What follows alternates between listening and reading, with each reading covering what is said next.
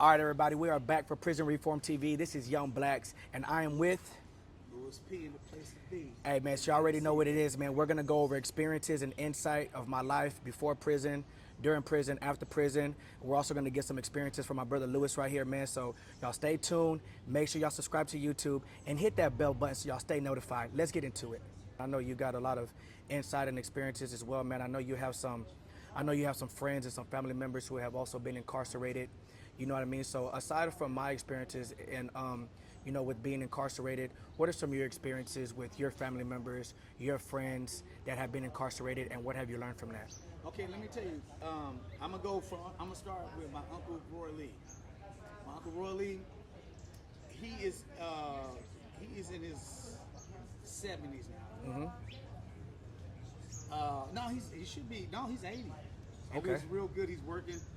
That man went to prison for a charge. I believe they did an armed robbery, and he took the charge because it was a security guard that got shot, and I think he ended up dying. So he ended up taking that charge. He was 15 years old. Damn. Now, a total out of his life, he's done 45 years out of his whole life. So half of his life he's done 45. Y'all hear that, people? 45 years this man has done throughout his life. And I think his first bit he did like 20. God, Then he got out, went back 2 more times, where it ended up being 45 years total. Now, since the last time he got out, he figured that, hey, he used to be in the streets and all that kind of stuff. yeah. But then he see that wasn't working, and he wanted to live his life, the rest of the life that he had out here, not being incarcerated. Of course. Doing what he want to do, how he want to do it, when he want to do it. Now, I would use that experience personally. Then my uncle's brother, the one I was just talking about, really, his youngest brother went to prison for 10 years. He's a year older than me. He had a drug addiction, which led him up to getting 10 years in prison. Yes.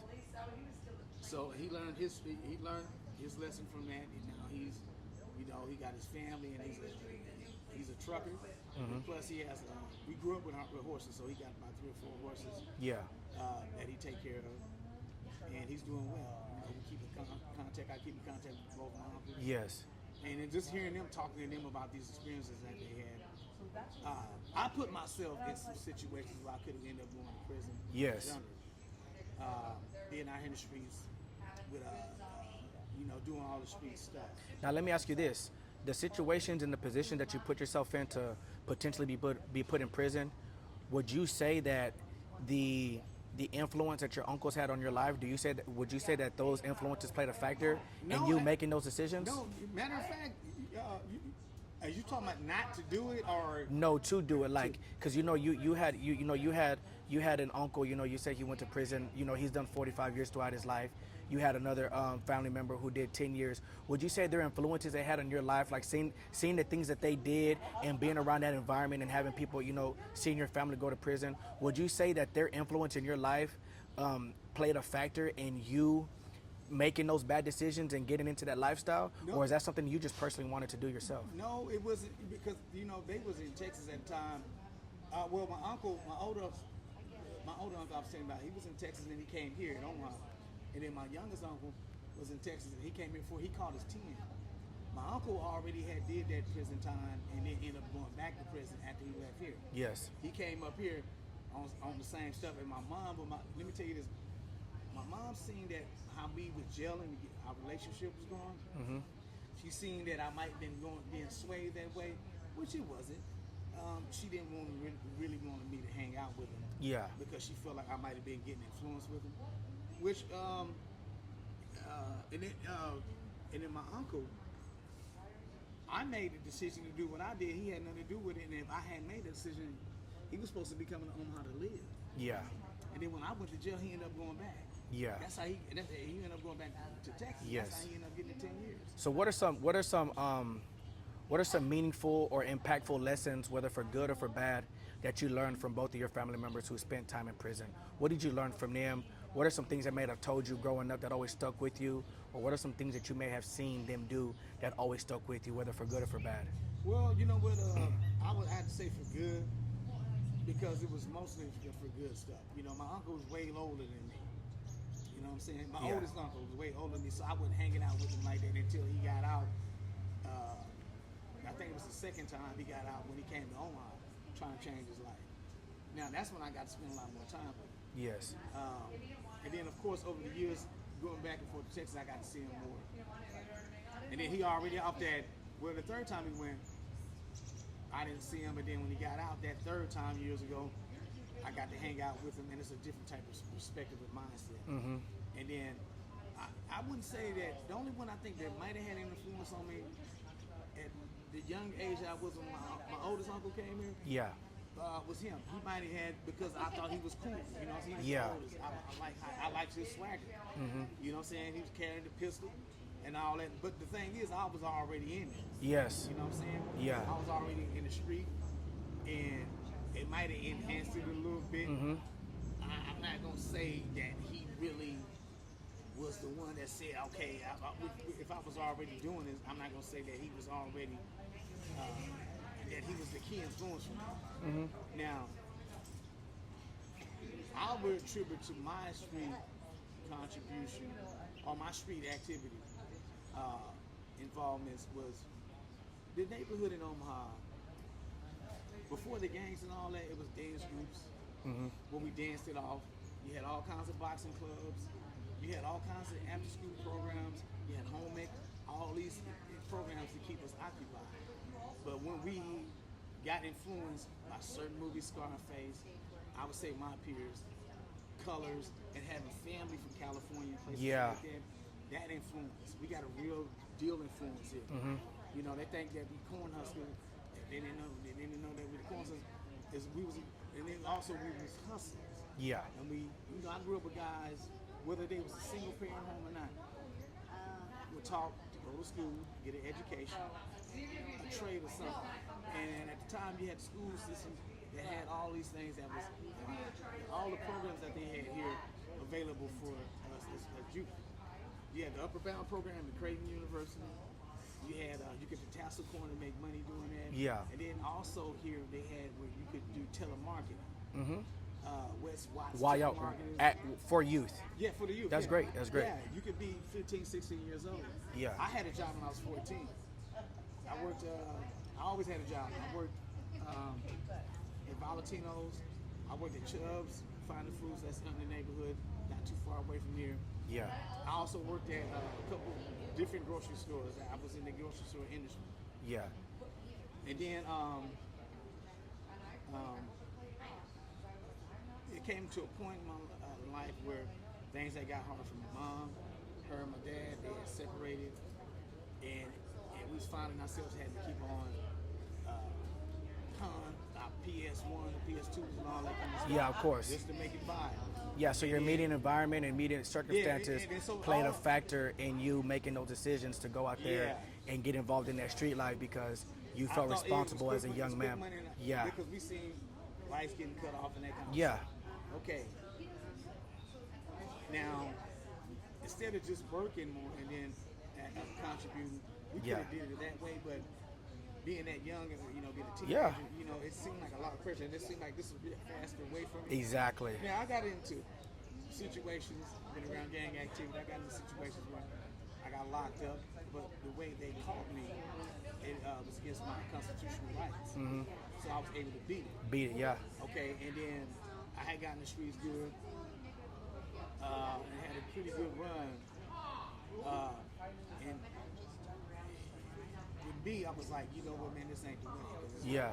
A lot of violence comes with it, a lot of jealousy, a lot of hatred, even amongst your own peers. Mm-hmm. Even if you helping people eat, and you help them take care of them, keep food on the table and all that, they still want to have your spot. And one thing about me, I always had a leadership position. I never wanted it. I never wanted the leadership position, but I ended up having it. And so I took it and I took care of people with it. Yeah. And it was just what they considered me being a leadership position, just because I wanted to do my own thing, be my own man, and I wanted to have a living. Exactly. And I can relate to a lot of what you're saying right now because just the other day, I had some individuals ask me, what was the number one thing that, what would be the advice that I would give to somebody, right, who was potentially on the road to prison, right? And then also had another person ask me, what would be the number one thing that you wish you would have done back then that you didn't do before you went to prison? And that answer that I gave was, I would have been focused more on long-lasting solutions rather than temporary solutions, right? Right. So just like you said, you wanted to go get the fast money, help pay the bills around the house, because it was going to take longer for you to work longer hours, more hours, and then work to get those checks that were coming, weekly, bi-weekly, when you could go out there in the streets and get money every single day, right? So it's the same thing that I told these individuals was that, back then, instead of me just manning up and saying, you know what, at, at 16, 17, 18, hey, let me go get a job, let me work on my credit, let me go ask somebody for help. What did I want to do? I wanted to go on the streets, I wanted to make some money, I wanted to sell some dope, rob some people, and all those things are temporary solutions, right? But like I told these young brothers, and I even told these young women, is that temporary solutions can have long-lasting consequences. Yes. You know what I mean? Yeah. Well, I mean, not temporary decisions. Decisions that you make to fix a temporary decision can have long-lasting consequences, whether it's you ending up in the grave or whether it's you ending up in a prison cell for a very long time of your life, right? And so I understand where you're coming from. And to even go back to what you were saying, as far as your uncles, it's kind of the opposite for me, right? Because I had an uncle growing up who I looked up to. You and I both know I grew up without a father, right? Yeah. And so I had an uncle in my life who was, my priority male figure in my life growing up. But he was so young, even though he was older than me, he was so young that he would always brag to me and tell me like all the dope he used to sell and all the things that him and his homeboys used to do, right? And all the trouble that they used to get into or they could have gotten into, right? So while he's young and he's feeding me this information, what am I doing? My young mind is saying, I want to be like him when I grow up, but I want to do it even better. I want to do it even bigger. If he says he sold this much dope or he did this, I want to sell more dope. I want to do this, right? So by the time my uncle even got to that age, and I'm a teenager now, and he's in his 20s, and he's trying to do something right for him and his family, and he's trying to tell me, hey, Odie, man, you really should think about doing this or think about doing that. In the back of my mind, it's like, nigga, it's too late now. I'm full-fledged in this. Like, Yeah. Even if you didn't realize it, all you did to me growing up was glorify the life you used to live. So now I done grew up my, 15, 16, 17 years thinking that this was cool. So now I want to outdo you, and now I'm already full-fledged into it, right? So, like you say, so it's kind of the opposite. Like you say your uncles didn't influence you for the bad. Let me add on to it, because I forgot to mention. Well, since we on this, you talked about the uncle was influencing. Yeah. And I'm not saying it's his fault. Don't get me wrong. I don't mean to cut you off. I'm not saying it's my uncle's fault, but just with a young mind, you soak things up and you take things in a different way, right? You modeling them whether they want you or not. Yeah, exactly.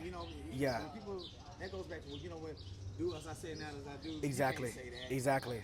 You got to be the message that you bring. Yeah, and I'm a hypocrite of that, bro. I used to tell my little brother. We all are. Yeah. We all are. And then, so let me add on to that. With my mom, she used to be in the streets. She was a very good street person. Mm-hmm. She told me that I wouldn't do good in the streets. And, young when she said I wanted to go that route. I wouldn't even say that she was an influence like that, even though part of our situation with her having 3 boys, now she ain't married anymore. Her husband, he was, he brung in, he took care of the family monetarily and all that. He did everything he could as a man. Yeah.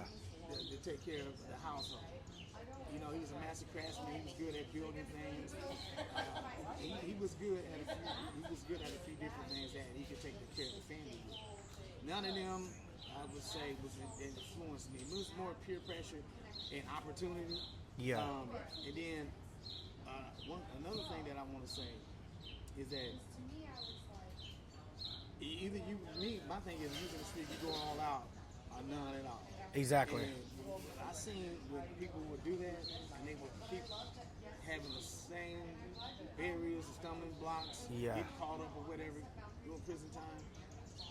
It would have been, when I looked at it, and a lot of people would say this, that, the best decision you could have made is stuck with the school and the trade. Because I would see guys that's working and using a good credit, like you said, working and flash, and I have the same lifestyle, better lifestyle than the guys that was in the street, than the people that was in the street. Yeah. And you think they were dope, but they wasn't. They was working hard. They had good credit scores. you know, they had a good support system.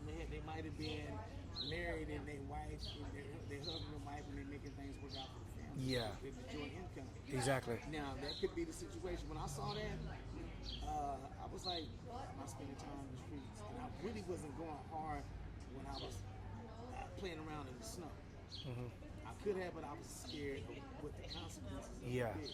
Now my thing is, the police looking at you coming to you when they start coming in and changing the laws. When the feds even came, feds used to even be here.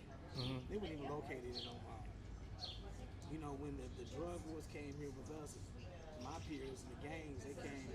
It's supposed to be an implant, and then that's when the FBI showed up, and Yeah. that's when this stuff started getting crazy. Switch the whole Snow game up. came in. I remember cats used to be on the corners making lots of money. Yeah. And then they would have trap houses, and then they might have been big guys. You Yeah. know what I'm saying? So let me ask you this. Aside from your, you know, like your personal, you know, personal experiences and personal thoughts and your personal conscience to make you like, man, you know what, I don't want to go down that road and end up in prison. Was there any ever traumatic experiences that made you say like, you know what, maybe I need to rethink the life that I'm living right now and just go legit, because legit isn't all bad? Was there any traumatic experiences? Did you see somebody die? No, I've never seen anybody. No, did not see them die, but like, did you have like a close? Well, as far as in the game, one thing about being in the streets is going to be what it is. It's death, destruction. You go to prison, when you choose to get in the streets, you want to join any street organization, you choose to get in the streets, it could be a hustle with selling drugs or any of that kind of stuff. Know that it's consequences. Yeah. Know that the police going to be on you. Know Yeah. that you're going to create animosity and jealousy. Know someone's going to Exactly. because all these street rules that these cats, I come from snitch life. Yeah. You get some snitches got stick. Now, that changed. The most organized organizations like the mafia and all Yeah. that, the RICO law and all that kind of stuff. Man. The federal, It changed the whole game. The federal situation is wiggling things over your head. Yeah. That the minimum maximum is 20 years. Yeah. Then it is what it is. Yeah. You know what I'm saying? So, now, and knowing that this is part of the game, you know this is part of the game. You know, one thing you need to know when you was out in the street, you need to lawyer money, you need that bill money, because Yeah. it's a probability, Exactly. not possibility. Yeah. Probability that you're gonna get caught up, and you're not going to be able, control that, because that's part of the game. No matter how modest you is, no matter how much you took care of people. BMF is one of the best organizations I've ever seen do it. They still never doing it. Yep. Because it's a price to pay for that. You can't get out here and be in the street all Yeah. day. And my thing is, man, All because of two people. That dude who left that book with all the information in there, and then also his brother Southwest T. Two people brought that whole organization down. One person being disorganized, and then one person. they kept that information. Yep. You don't keep no paper trails. Back then, you didn't take no pictures, none of that stuff. Now, you got iPhones, you got Social cameras media. everywhere. Social media cameras all over the place. Yep. Everywhere. They can see you peeing in the alley, everything. Yeah. You in your car. Your car has all this apparatuses where you can be heard or you can be seen through camera, via microphone, whatever, you know? Yeah. So, see how very dangerous people Yeah. I know that lost their lives through these things. I asked you, going back to the question about traumatic experiences. I would say me personally. Explain to you. Oh yeah, I would say me personally, man. There's a few, right? I would say the first one for me, because there was a few, right? It was a trickle effect. I started having multiple traumatic experiences during my incarceration, from the county jail to the penitentiary, right? But just me personally, man, the first one that I experienced, I want to say I was probably about like 6 or 7, maybe even 8 months into the county jail, fighting my cases. And there was a dude in there from Houston, Texas, man. I'll never forget his name. His nickname was Popo. He was from somewhere on like Navigation, Broadway area, right, side of Houston. And we had became real cool, man. Come to find out, we knew some mutual people in Pasadena where I'm from. And one morning, man, the first thing everybody does when they wake up in the morning is they turn on the news. They turn on the news and everybody watches the news, see what's going on in the city, right? Because we don't have no other information as far as to what's going on in the city, except for those of us who have the ability to talk on the phone, or maybe get information from somebody else who does, or from the guards who are willing to tell us, right? Because in the majority of the tanks and the cells in the county, they don't have no windows. You can't see nothing what's going on. You're just behind brick walls, right? So we wake up one day in the morning and we're watching this news. We're watching this breaking news segment. And it's talking about how this chick was running away from the laws early in the morning in the southwest side of Houston. And she didn't even have a whole lot of weed, bro. Maybe a couple pounds or something like that. Like nothing that would have been serious. And she was running from the laws. And she was running in. She ran into a bunch of cars, bro, parked at an intersection, waiting at a red light. And so I don't know how many people died, but whether it was just one or multiple, one of those dudes was Popo's brother, bro. And me and Popo are standing in front of the TV right next to each other, bro. Seeing this unfold in front of you. And when he sees his brother's face on that TV screen, bro, like, just to see like his shoulders shrink, bro, like just all the strength was taken out of him, bro. Yeah. And he had to do everything he could not to cry, bro, in front of all these men, right? Which even if he did, would have been justified and totally understandable, right? But nonetheless, like, bro, just seeing everything just taken from this man, bro, to see his brother's face on that screen that he just died that same morning, bro, all because his chick didn't want to take responsibility for a few pounds of weed, bro. And so, like, it's just like, and then now he can't go to his brother's funeral. You know what I mean? He don't have a phone account with his family. So now he's having to wait for letters, you know, or information from his people.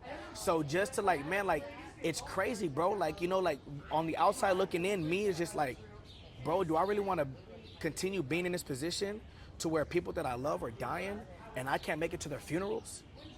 I have a hard time keeping in contact with them because of I don't have a phone. I didn't even have a phone account at the time. I didn't have a phone account maybe till like 4.5, 5 years into being in prison, bro. You know what I mean? Everything else up until that time was people doing three-ways for me. You know what I'm saying? So it's just like, that was one of the like the helping factors that made me reinforce the like, hey, bro, continue changing while you're down here. Because if you continue fucking up while you're in here and you fuck up when you get out, you're gonna face some of this. And you know what it is? You just said it yourself, the correlation with what's my man name again? Which one?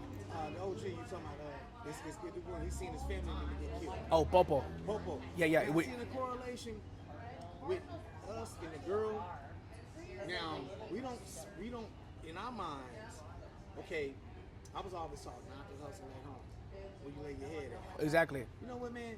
When you put yourself in this position, you put everybody in there. Exactly. And in your mind, you don't think that you are because you feel like you're separating things. But it's a domino effect. Yeah. Even with the little separation between the dominoes. Mm-hmm. But it's a domino effect.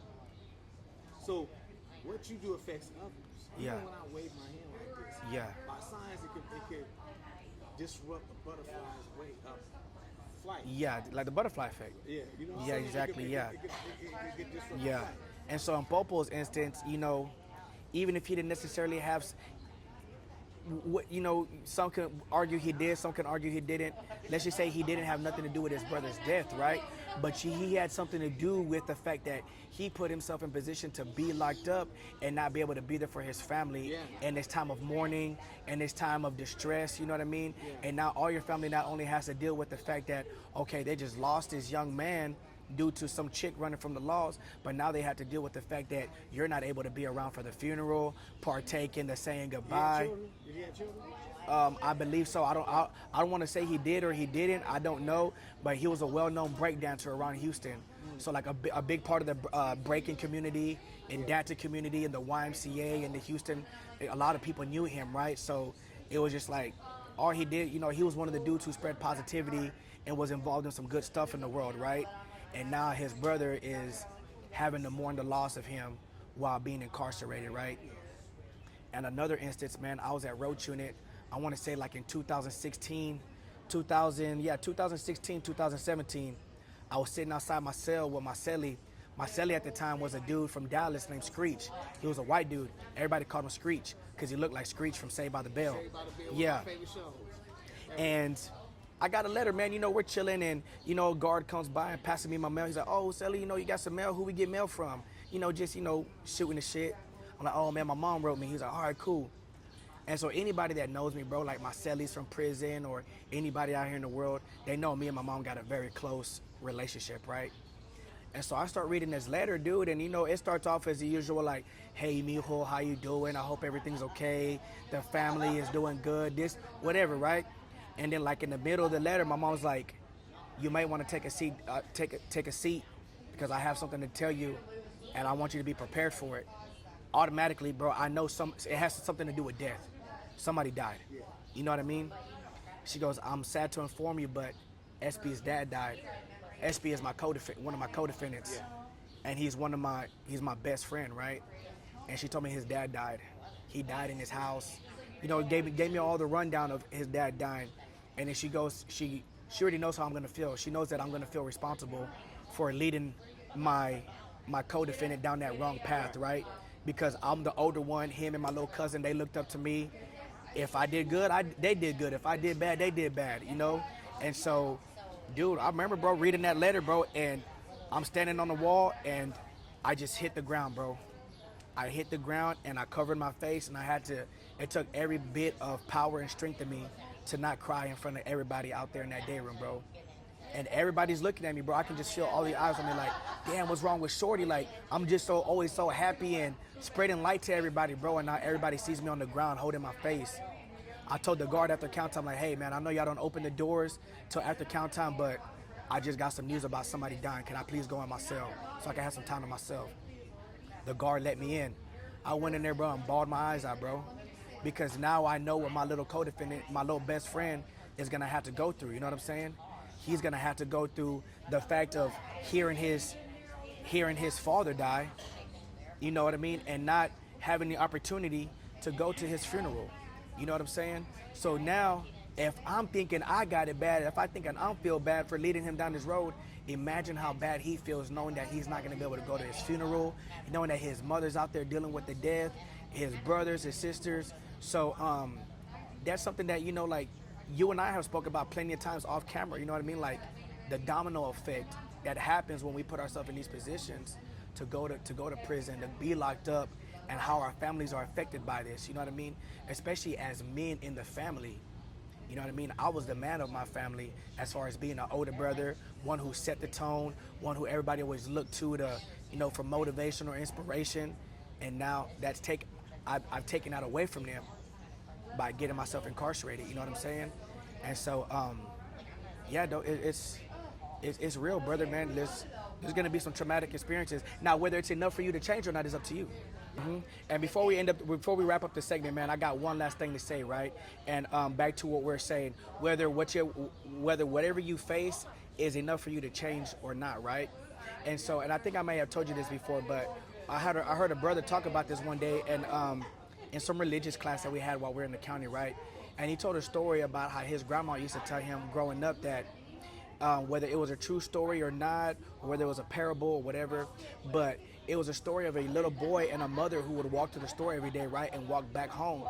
And every day that they would walk to the store, the little boy would see a dog in the corner of a fence, and the little boy throwing sticks at it and rocks. And the dog would never move out the way. He would just sit there and take the hurt, the pain, and the beating, right? Yeah. So finally one day, the little boy decides to ask his mom, "Mommy, why doesn't that dog bite back or run away from that little boy? Why does he let him throw sticks and stones at it?" She goes, "Baby, apparently it doesn't hurt enough for him to do anything about it." Yeah.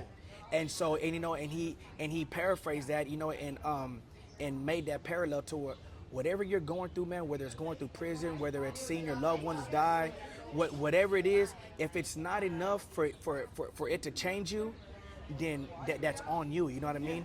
What does it take for you to change? You know what I mean? I was in prison, bro, with people who had been back 4 and 5 times, right? I was in prison where I'd see dudes leave and they'd come back a year or 2 later. All because whatever they went through was not enough to, like, man, you know what? I don't ever want to do that again. Some people lose their wives while they're down there. They lose their kids while they're down there. They lose family members. They lose everything, houses, everything, and they got to go back out and start from scratch. And even in the midst of all that, they end up going back to the same lifestyle. Why? Because ultimately, whatever they faced during that time of incarceration and whatever they lost was not enough for them to want to change their mind and say, you know what, despite all odds, I'm not going back to that ever again. So my message to everybody today during this podcast, wrapping up this podcast, is what is it going to take for you to want to change your life? Young brothers who are out there, you're out there living the street life, you're out there, you're spinning the block, you're doing whatever it is that you're doing, you're losing homeboys, you're losing family members. What is it going to take? How many people do you have to lose? How much time do you have to spend in jail or prison for you to say, you know what, this is enough, I don't want to go through this anymore? What is it going to take? With that being said, this is Young Blax. This is Luis right here from downtown Omaha, Nebraska. We are wrapping up this segment of Prison Reform TV. Thank you to every single one of y'all tuning in. If y'all haven't done so already, make sure you subscribe to our YouTube channel. Hit that like button. Hit that bell so you stay notified. And stay tuned for more, because we got some more fire on the way. Let's go. Yeah. Choices. Choices. And decisions. Indecisions. Make the best. Make the best. We get them every day. Let's go.